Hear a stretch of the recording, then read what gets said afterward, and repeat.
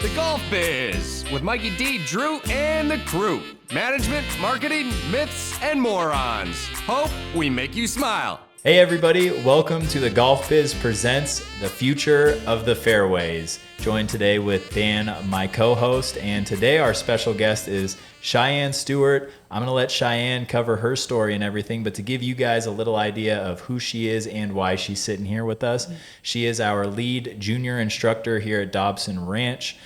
She's a part of this community, big part of it.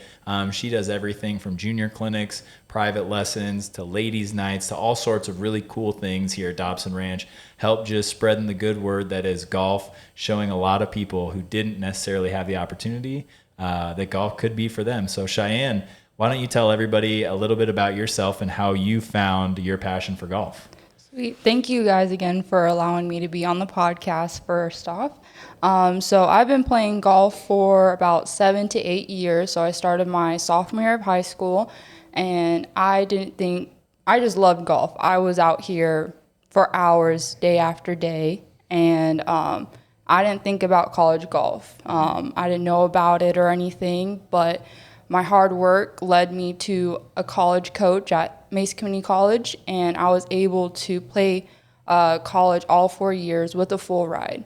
And with that little experience, I wasn't in like the first tee. I did a couple AJ, GA tournaments just that 1 year for the summer to just build my college resume. But I just know that as long as you have the passion and the work ethic, it will take you anywhere in life, and that's the biggest lesson that I lean on every single day in everything that I do.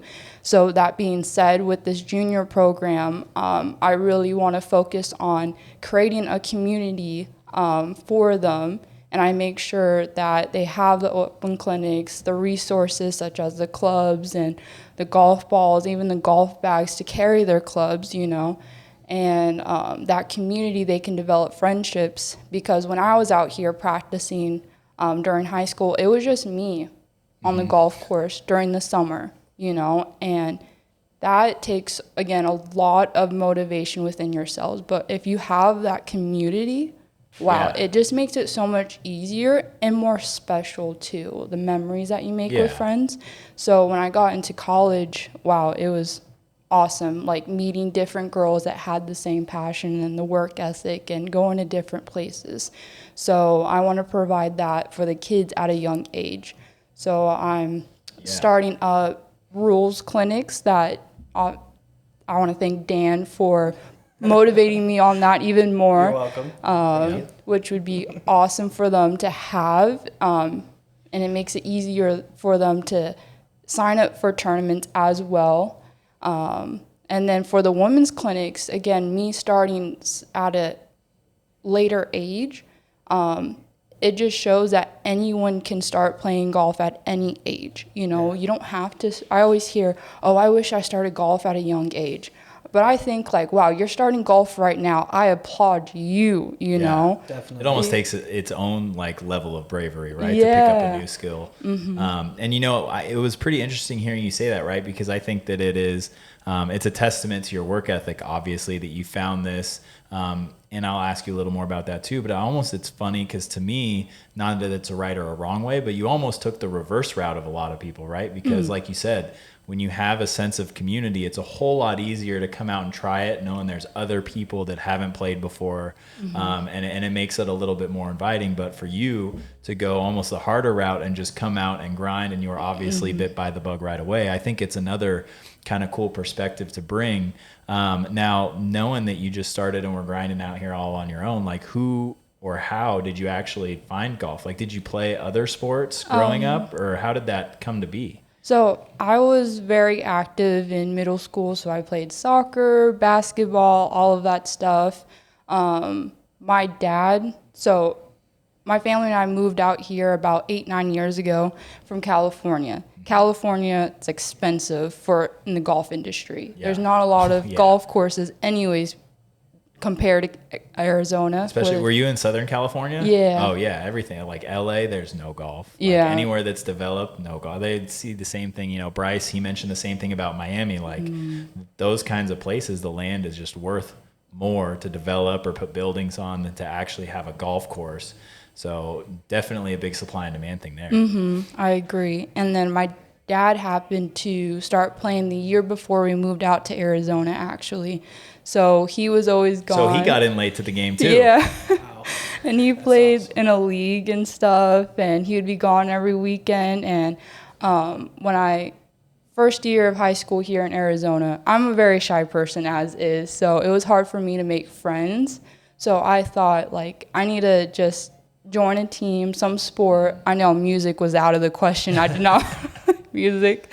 I was a very, like, active person. I just love to run, be outside, So I chose golf. I'm like, my dad's doing it, so let me just try, So I tried it out. He would take me, and I don't know, it just clicked. He gave me those like plastic golf balls and those big giant fields. I would just put all those balls in like a little backpack and then the plastic grass, and then bring one club with me, and then just go out there by myself after school. And I would just practice, and then he would just take me on the weekends to play golf and stuff. So that's where awesome. I started. That's amazing. Yeah. Yeah, and I think it's cool because you talked about the rules clinic and all the stuff that you're doing. A big piece for the people who may not have seen any of our stuff before. When she's talking about the junior clinic, she's talking about the Pops and Junior Youth Golf Program. It's a foundation that we started here, mostly happening right now at Dobson Ranch. And you've got junior clinics that are going.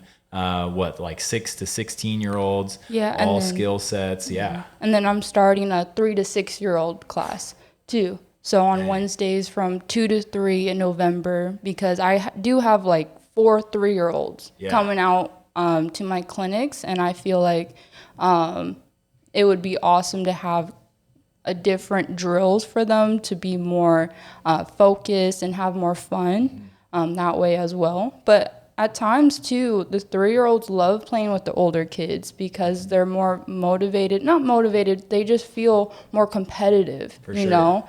And everyone wants to be like their big brother, big sister. Yeah, that way, too. Dan and I have talked about it a lot when Dan was sharing all the great things he's doing in the junior golf programs that, they used to be doing up at Kierland and stuff, Dan, you can kind of elaborate. You guys actually took the experienced golfers and the older kids and almost turned it into a mentor-mentee program while they're all learning about golf, right? Yeah, it's definitely good. And, it kind of makes you feel like that older brother, and, it gets them to kind of look up to somebody that's not 30 years older than them or 25, and they can kind of relate to somebody who's, 4 or 5 or even 3 years older than them. Yeah. Kind of get them going a little bit. Yeah, and I think that that's one of the coolest things, and we've talked about it before, that golf is not a team sport, not typically, right? And so a lot of parents and people know that in baseball and football, you've got teammates, people rally around the natural leaders, and you can learn to be a leader and everything. But what I think is so cool that both of you guys are doing in your programs is that you're taking something that didn't typically have this sense of belonging, sense of community, sense of leadership, and you're instilling that in these kids. And you're still, because they could hate every other sport and love golf. And, if it was just they just had a swing coach and that was it, they would learn discipline, they would learn how to overcome adversity, but they wouldn't learn how to work with other people, and that's what I think one of the most powerful things sports has. Yeah, even for like the little kid to look up to that older brother, it gives that, maybe 10 or 11-year-old kid kind of helps them to show them the way, and it builds kind of like a process in that way for the older kid to mentor that younger kid at such a young age. Right. I'm sure you guys have even seen it too, where there's like a 10-year-old that takes on mentoring an 11 or 12-year-old, because at that age you've got different kids with different levels of concentration and things like that. So I love seeing the big groups following both of you guys around, in the way that me, right? I have no teaching background. I am not the biggest on kids. It's definitely grown on me in terms of I've never had to teach sports or anything like that, right? So if you'd have told me, hey man, I'm going to have you go do a clinic solo, you're going to have 20 kids, you're going to have to keep them all in line. But to see the way you guys have actually developed people in the classes, they kind of help shoulder that burden. You don't have to step in very often other than actually showing them the mechanics, because the kids are all friends. They all get along. They all think the same way now. So it is really, really cool to see the way you guys have set both your clinics up and everything. And it's cool to hear you guys helping each other. Dan's been doing this for so long now that, to see him coming in and giving you new ideas and you guys going back and forth has been super cool. So I'm excited to see what comes of it. Yeah, definitely. I agree. So thank you, Cheyanne. No, thank you. Yeah. You're the best. Yeah, and I know another thing too that we haven't even touched on yet. This was your first year as an actual high school coach too, right? So not only second year. Okay, so that's right. You helped with, what was it, Glendale last year? Queen Creek. Yeah. Cool. See, I'm not from here. I don't know. No, you're good. All the cities are the same to me still. But so you helped Queen Creek last year, and then this year it was the Westwood girls, right? And Westwood was one of the schools, their boys team already practiced here. So we were super excited when you came to us with this opportunity. Another high school team that could call us home. And what was that like, having, finally having a team, being able to see girls your age or the same age that you started at and seeing their progression so quick? Well, I want to say thank you, Dobson Ranch, for having us practice here and play all the time, and always everything else in between too. It's been super encouraging, and the girls just love it here. And going back to your question about the girls, they're very, I love the team. They really hang out with each other on the weekend too. So this weekend they're actually going to Pine Top to go play. Dang, wow. And they're on fall break, and it's it warms my heart, because looking back at my high school career, I didn't have that tight community, but for them to already develop it themselves, it just shows, it just really warms my heart, and it makes me feel really proud. It's not about, again, the winning or how many strokes you have, or your score, I mean. It's about how they take care of each other and their character and stuff, and that's what matters most to me. So yeah, that's what I have to say about my team. That's super cool. And and you were even telling me about it before. You actually had a couple girls qualify for state, so obviously the progression and stuff there, but just to see, like you said, all these people, all these young ladies that would never probably have considered golf, and golf itself, it has a bad rap for being a male-dominated sport. It's exclusive no matter who you are in a lot of places. And so just to see the way that you guys have both done it, and hopefully your team had how many players this year? We started with 3 and we ended with 6 players total. So it was really awesome. Look at that. Even mid-season you doubled. And then how many of those players are graduating, or how many of them are going to be returning? So one of them is graduating, and then the rest is coming back. So there you go. You're going to be starting next year with 5. What's your goal? Do you want to continue to grow the team? Oh, yeah. What's your number? We want to look back a year from now and see if you could hit it. So, the boys side always have 4 boys on the team, or 14, excuse me. Let's have 14 girls on the team eventually. There you go. All right, so that's the goal. Let's add 11 more girls. We're going to do we've got all year. You've got Dobson to make it happen. Oh, yeah. And I think one of the coolest parts about everything you're doing too at the Popson Junior, it's a unique opportunity because we have all the equipment for these kids, whether it's boys, girls, or even the ladies clinics. That's just another thing we've spoken about before, this perceived barrier to entry for golf, right? You look at a golf bag and that's $2,000 to $3,000 just sitting there. Yeah. Right. But a lot of people think that you don't have other options, or that's what you have to be a good golfer. How do you feel about the equipment? If the equipment's not nice or it's not brand new, people don't think they have a chance. How does that make you feel? It makes me feel sad because of the stereotype that has been built around it. But ever since I've been telling people and educating about it, they feel more encouraged and motivated to even come out even more to the golf course, of how welcoming and we've been so helpful to them in that way, you know. Sure. So it's been awesome. Yeah. No, and again, it's just such a cool thing to be a part of with both of you guys. And so at the end of every one of these segments too, we usually, Dan's got a great list of questions we rifle off. We've got one that we ask everybody But what do you have for us? Like, what kind of questions, or for people out there?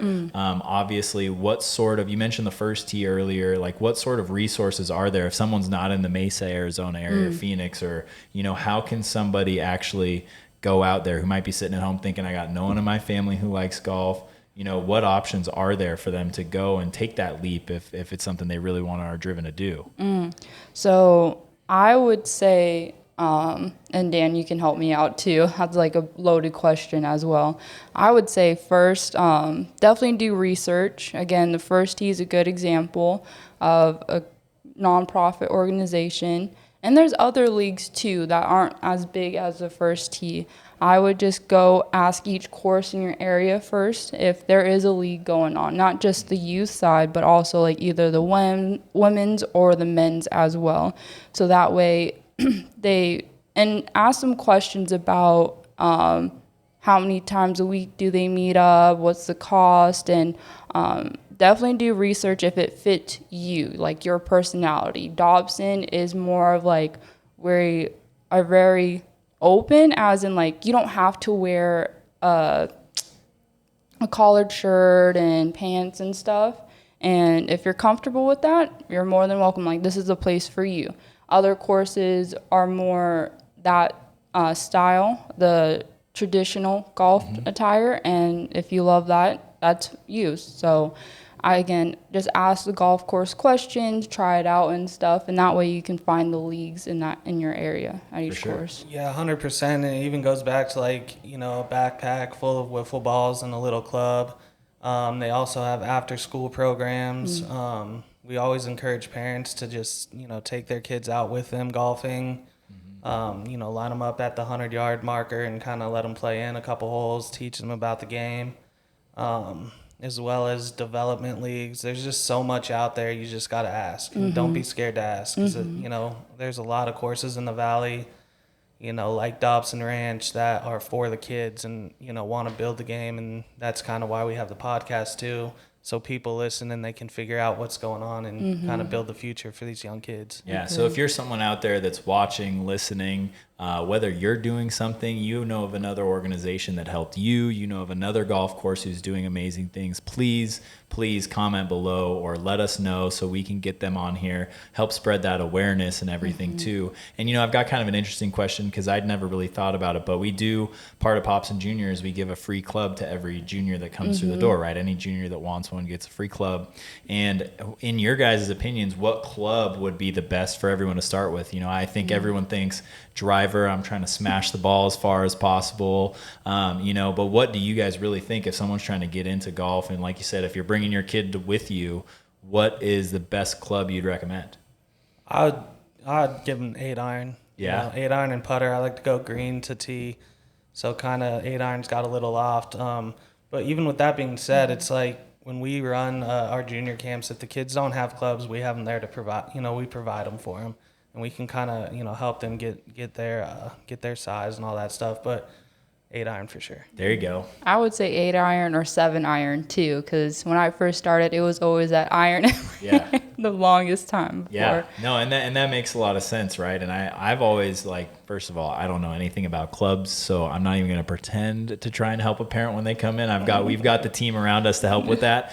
But I always recommend a putter because putting's free. If you can find a city course or somewhere else, or even if it's mini putt, nothing gives the kid more pride than going out with his own club. He doesn't have to use the janky rentals that they have and stuff like that. But, those two options I think are great, and there's a lot of consideration that's there. And what's really cool is find places, I got to imagine Play It Again Sports, the Goodwill even might have clubs and all, just anything you can think of. Nowadays we got OfferUp. You've got so many different opportunities, and then being able, when your kid outgrows them or you outgrow them, it's an opportunity to give it someone else in your shoes, right? So that's super cool. So we got a couple more minutes here, and we're going to wrap up. Dan, I think it's time for our questions here for Cheyanne. Yeah, definitely. I'm going to start with the first one. If someone could play in the movie of the life of Cheyanne so far, what actor or actress is that going to be? That's hard. I don't really watch movies, but there is a golfer. Is that okay? Yeah. Whoever you want. It yeah. could be me. Oh, That would be a good one. I would do Troy Mullins. That's her last name, right? The long drive hitter, big Yep, hair yep. and stuff. Wow. Yeah, she's awesome. Yeah, Okay. yeah. Yeah, that's a good one. No, now, see, I like this when I don't know someone's name. Now I get to go look it up, find out who that is. That's a good answer. Good one. If you could, live one day in the life of anybody, dead or alive, just one day, who would that be? I would say David Leadbetter. I'm reading this book called A Good Walk Spoiled, and his name keeps popping up. And I have one of his books too, but it's awesome reading about how he helped the pros when they were in a funk, and it took the pros 2 years to finally hit or win tournaments one after another in 2 or 3 consecutive years. Is he like a swing coach? Is that who that is? Okay. Yeah. So that would be Just really to have cool. that knowledge. Like, dude. And just any day of the week for him. Any He's day. always out there, right? Yeah. Yeah, definitely. That's a good one. Kind of 2 things. Favorite song and favorite meal prior to golf. Could be the night before or on the way to the golf course, breakfast, anything like that. So the second question about food. I like food. So I would We're big always foodies. yeah. All golfers. My go-to is a peanut butter jelly sandwich. Crust on or no crust? Crust on, yeah. With the jelly, though. With the jelly. No jelly. I am a no jelly What man. is this? Yeah. No jelly, no jam, just the peanut butter, not even bananas in it. Unbelievable. Yeah. Unbelievable. It's blasphemy, I know. All right, so PB&J, and then what song or genre of music or any artist? So I would listen to Beyonce. Oh my goodness. There you go. Love Are it. you like old Beyonce or like some of her new stuff? Or just any of it? Both. A mix of it all. Yeah. Perfect. Awesome. Here's a little more serious one. Do you have a favorite coach growing up or anybody that kind of inspired you to get into this, or that you look up to that helped you out, or just anything like that? So I look up to Coach John Guerrero. When I first started, I remember he told me, or this guy asked him, oh, is she going to be the next, going to be LPGA status, this and that? And John goes, well, it's up to her. And the exact quote was, everyone's a star, but it's up to you how bright you want to shine. So that always Dang. sticks to me all the time, Yeah. every single day, So I didn't know John had that wisdom in him. oh, he does. Yeah, I he's be know. spitting fire, all the time. That's awesome. Love it. And then kind of the last one, we talked about it earlier. Out there on the golf course, who's your favorite person or people to play with that you like to play, money games or games for fun, anything like that? Who are those people to you? It would be my old college friends. My old college friends the most. And it wouldn't be for money. It would just be just flashbacks of when I was playing in college and stuff, and because I don't see them that often too, so I cherish those times because it's I don't know when's the next time I'll be able to play with them. No, that's awesome. Yeah, that's really cool, and it definitely brings back just in the sense of when you're growing up playing golf. Even when I tee kids up, it's hey, introduce yourself to your competitor, but this competitor could be a lifelong friend, and you can meet each other. It's just a good way to meet friends and kind of just have fun with it, and that's what it's all about. I feel like there's got to be a lot of frenemies out there in the golf world, dude. Frenemies. Frenemies has got to be running rampant, dude. By the way, me and Owen now has moved up to 3-1-1. Oh. So he is now Owen, my you've met Owen, frenemy. right? Yeah. Oh man, Owen is putting the smack down on Yeah, Dan. and big shout out to Big O, 64 at Silverado last weekend. Dang. U.S. kids got the dub. It's all right. We Killing. did it closest to the So- pin at St. Andrews on Top Tracer, and O couldn't get inside my ball. So Why it's you all gotta right. be I know, like you know. that? You gave him the wrong distance. No, it was on the screen, man. No, but Owen's doing great things, and we've got so many more juniors coming. I know Nash is going to be excited to get on here, and we're going to get some of Cheyenne's old teammates and some of the folks that help you out with your clinics and any of your standouts. The door is always open. Thank We you. can't wait to have them on here. And the last question, we've asked it on the Golf Biz to just about everybody and here, and it's fairly cliche, but we've started to get some really creative answers. and it's dream foursome. When you're going out to play golf, you're obviously one of the golfers. Who's the other three that would make up the dream group? It could be dead or alive, past, present, golfer, non-golfer. Light it up. Ooh, that's a good question. I would, of course, have John Guerrero on my team. Nice. There you go. And then the last two, I would have Lydia Ko. Yeah. And then the Solid. third one would be, ooh, that's hard. On the guy's side, I would do. We're 2 for 2 at freezing people, dude. I'm No one can sorry. get their third golfer. It's good. Yeah, I Like, was it means you're looking putting thought into it. Yeah. I'll have Tiger Woods on there on the There team. you go. There you Go. go. Any Tiger from any particular era? Ooh, I think during his college years, that would be Okay. fun. Ooh. Yeah, Same there you as- go. We've got College Tiger, John Guerrero, and Lydia Ko. That sounds Yeah. like a pretty good group. I don't think that I'm. I don't think I'm winning any holes on that one. That's a good one right there. Yeah, yeah. Well, thank you so much, Cheyanne. This thank was great, you. and I know that we're going to have you back on here a ton. For everybody out there watching, definitely check it out. You can reach Cheyanne if you're in the area at the email address below, whether it's about junior clinics, private lessons, or our ladies' nights here at Dobson Ranch. Go ahead, click subscribe, leave us a review. Comment any input, insight, people you want us to have on here, or questions you have for us, whether you're a junior or somebody just looking to get into the game of golf. Thank you guys so much. We're doing it for you. And as always, hope we made you smile. From the T to the green, at the P to the B. Skip the plumb bob, drop the plumb bob, lose the plumb bob, who needs a plumb bob? From the T to the green, at the P to the B.